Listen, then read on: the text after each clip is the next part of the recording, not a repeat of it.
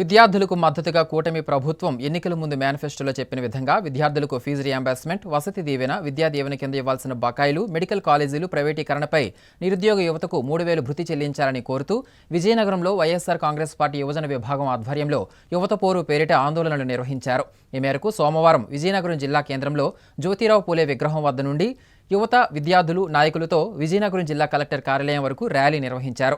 ఈ సందర్భంగా వారు మాట్లాడుతూ జిల్లా అధ్యక్షుడు అల్లు అవినాష్, ఈశ్వర్ కౌశిక్ మాట్లాడుతూ ఎన్నికల సమయంలో ఇచ్చిన హామీలను నిలబెట్టుకోకుండా చంద్రబాబు మోసం చేశారని ఆగ్రహం వ్యక్తం చేశారు. ఎన్నికల ముందు అమలు కాని హామీలు ఇవ్వడం, ఎన్నికలు అయ్యాక గాలికి వదిలేయడం చంద్రబాబుకు పరిపాటి అని విమర్శించారు. ఇదే స్ఫూర్తితో యువత ఉద్యమం కొనసాగుతుంది అని, యువత హక్కుల సాధన కోసం వైఎస్ఆర్ కాంగ్రెస్ యువజన విభాగం పోరాటాన్ని మరింత ఉధృతం చేయనుంది అని హెచ్చరించారు. ఈ కార్యక్రమంలో యువజన విభాగం అధ్యక్షుడు అల్లు అవినాష్, స్టూడెంట్ విభాగం అధ్యక్షులు కరుమజ్జి సాయి కుమార్, జిల్లా యువజన విభాగం ప్రధాన కార్యదర్శి ఈశ్వర్ కౌశిక్, చీపురుపల్లి నియోజకవర్గం యువజన విభాగం అధ్యక్షుడు బెల్లాను వంశీకృష్ణ తదితరులు పాల్గొన్నారు.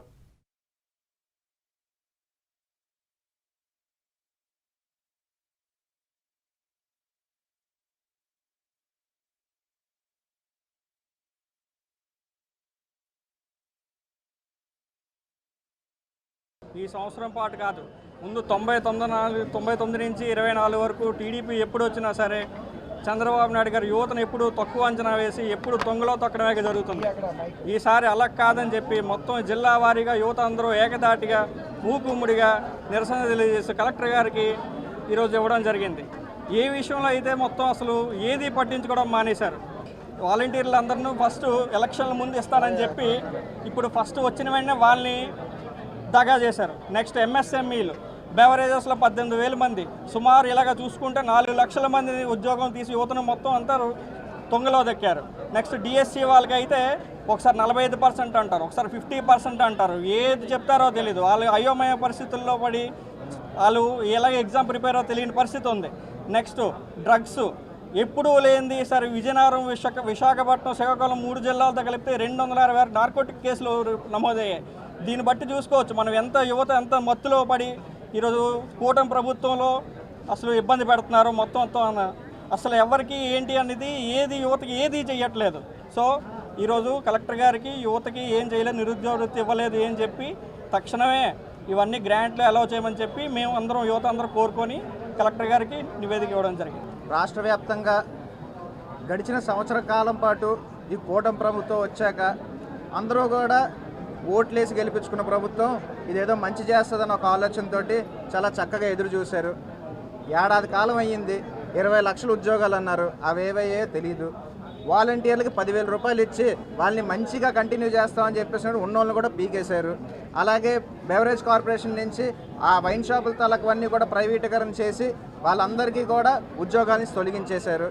ఈ కూటమి ప్రభుత్వం వచ్చాక ఎవరెవరికి ఉద్యోగాలు దొరికాయని చెప్పేసి అంటే, ఒకటి సీఎం గారి సుపుత్రుడికి, అలాగే మన పవన్ కళ్యాణ్ గారి సోదరుడికి, వీళ్ళకి ఎమ్మెల్సీలుగా, మంత్రులుగా ఉద్యోగాలు వచ్చాయి తప్పించి ఈ రాష్ట్ర వ్యాప్తంగా కూడా యువతని ఎన్నో విధాలుగా మోసం చేసుకుంటూ అంత కల్లిబుల్లి మాటలు చెప్పి ఉద్యోగాలు కాదు కదా నిరుద్యోగ భృతి ఇస్తామని చెప్పారు.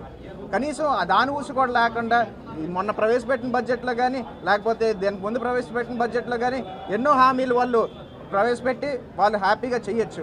అయినా సరే అవి కాదు, మనకి యోగా ఆంధ్ర డే అని చెప్పేసి దాని మీద 300 కోట్లు ఈ విలాసాలకి బ్రాండింగ్కి చేసుకోలే తప్పించి ఏ రోజు కూడా గ్రౌండ్ లెవెల్లోని ప్రజలు ఇబ్బంది పడుతున్నారు వాళ్ళకి సాయం చేసే పనులు మనం చేయాలన్న ఒక ఆలోచన ఈ ప్రభుత్వానికి లేదని చెప్పేసి మేము బలంగా నమ్ముతూ ఈరోజు రాష్ట్ర వ్యాప్తంగా కూడా యువత అందరూ మూకమ్మడిగా చేరి ఈ ప్రభుత్వాన్ని నిలదీయడానికి ఇదొక మంచి చయనం అని చెప్పేసి మేమైతే భావిస్తున్నాం. రానున్న రోజుల్లోని కనీసం ఈ విధంగా అయినా సరే యువతలకు పోరు ఆ ప్రభుత్వానికి వినిపించి వాళ్ళు ఖచ్చితంగా స్పందించి యువతకి ఇచ్చిన హామీలన్నీ కూడా అమలు చేస్తారని చెప్పేసి రానున్న రోజుల్లో కోరుకుంటూ ఈ రాష్ట్రంలో యువతకి మంచి భవిష్యత్తును ఏర్పాటు చేయాలని చెప్పేసి ఈ ప్రభుత్వాన్ని మరొకసారి నిలదీసి మేము గట్టిగా అడుగుతున్నామని చెప్పేసి తెలియజేసుకుంటూ సెలవు తీసుకుంటాం. యువత పోరు అనే కార్యక్రమం కలెక్టరేట్ వద్ద కలెక్టర్ గారికి మెమరాండం ఇవ్వడం జరుగుతుంది. ఏదైతే మేము హామీలు ఇచ్చారో నిరుద్యోగ భృతి ఇస్తా అన్నారు, లేదంటే ఫీజు రీయింబర్స్మెంట్ మీద గురించి కానీ సూపర్ 6 విషయంలో వచ్చేసరికి యువతకి జరిగిన అన్యాయం గురించి మేము కలెక్టరేట్లో మెమరాండం ఇవ్వడం జరిగింది.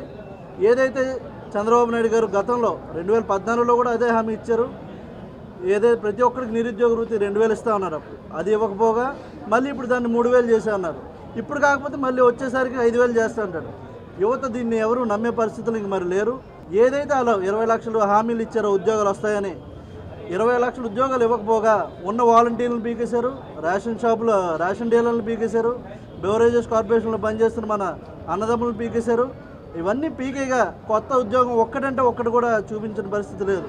కాబట్టి యువతకు ఏ పార్టీ వచ్చినా యువత ముందుండాలని అందరూ కోరుకునేది. ఖచ్చితంగా వాళ్ళని ముందుకు నడిపించాలి. మీరు ఇచ్చిన హామీలు ఖచ్చితంగా నెరవేర్చుకుంటే చాలా మంచిది. లేదంటే ముందు రోజుల్లో మరి ఇంకా తీవ్రంగా మేము ఖండిస్తాం.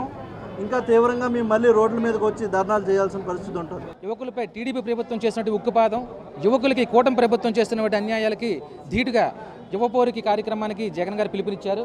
ఈ కార్యక్రమాన్ని విజయవంతం చేయడానికి జిల్లా వ్యాప్తంగా యువకులందరూ కూడా కథలు రావడం జరిగింది. ఈ కార్యక్రమంలో ముఖ్యంగా ఏంటంటే ప్రస్తావించిన అంశాలు, యువకులకి చంద్రబాబు చేసిన అన్యాయం.